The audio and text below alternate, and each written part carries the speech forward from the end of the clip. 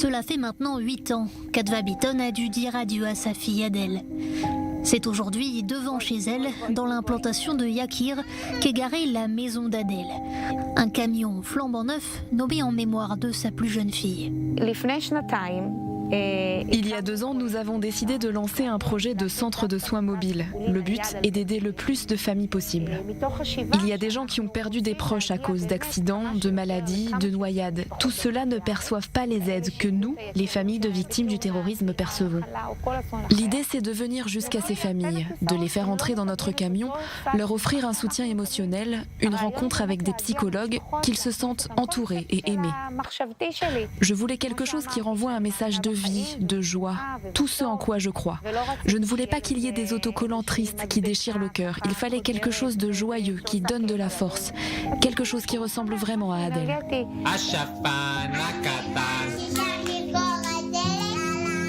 Février 2015, la plus jeune fille d'Adva succombe à l'âge de 4 ans.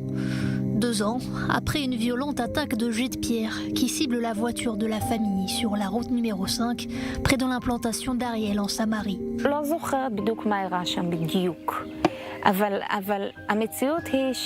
ne me souviens pas de tout clairement. Je sais que des Palestiniens, des terroristes mineurs, étaient sur une colline. Ils ont jeté des pierres sur le camion qui était devant moi. Il a alors freiné.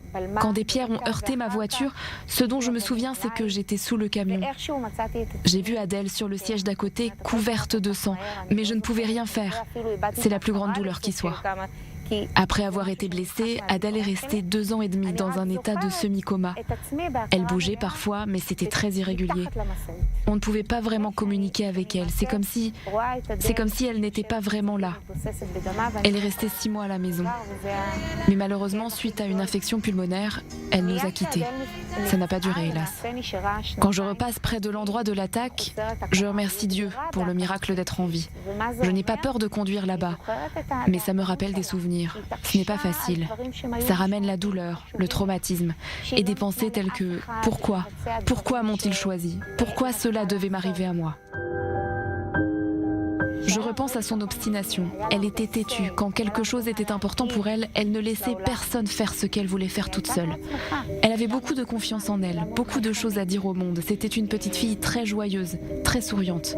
Elle me manque vraiment. Adva a fait le choix de n'afficher aucune photo d'Adèle dans sa maison. La famille Bitton s'est aujourd'hui agrandie, 8 enfants, dont 3 nés après la mort d'Adèle. Ronnie fêtera bientôt ses 4 ans. Elle est bien décidée à accompagner sa maman quand la maison d'Adèle partira sur les routes d'Israël. Il y a là beaucoup de surprises que nous prévoyons de donner aux enfants qui visiteront notre centre, la maison d'Adèle. Des gens généreux ont fait des dons. Par exemple, cette Barbie. Tiens, qu'est-ce qu'on a là? Une autre Barbie. Il y a aussi des jeux de société. Un besoin de donner après qu'on lui a pris ce qu'il y a de plus précieux. Adva aura encore besoin de plusieurs dons pour finaliser son projet.